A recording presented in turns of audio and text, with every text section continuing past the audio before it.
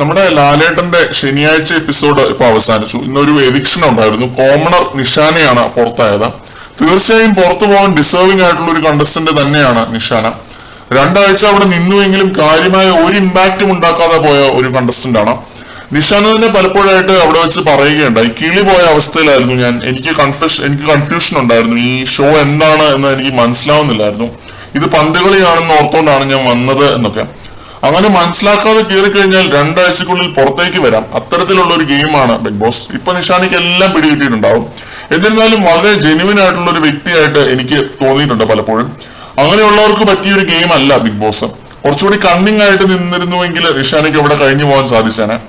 പുള്ളിക്കാരി മറ്റേ ട്രാവലിംഗ് ഒക്കെ ഇഷ്ടപ്പെടുന്ന അത്തരത്തിലുള്ള ഒരു വ്യക്തിയാണ്. അപ്രതീക്ഷിതമായ ഒരു ട്വിസ്റ്റും ഇല്ലാതെ പുറത്താവേണ്ടവരെ ഇതേപോലെ ബിഗ് ബോസ് പുറത്താക്കുന്നത് വളരെ നല്ല കാര്യമാണ്. നാളെയും ഒരു എവിക്ഷൻ ഉണ്ട് എന്നാണ് അറിഞ്ഞത്. അതാണ് ഇന്ന് നിഷാനെ പുറത്താക്കിയത്. ഡബിൾ എവിക്ഷൻ ആണ് ഈ ഒരാഴ്ച. നമ്മുടെ സുരേഷ് മേനോൻ മൊട്ടയണ്ണനാണ് പുറത്താവുന്നത് നാളെ.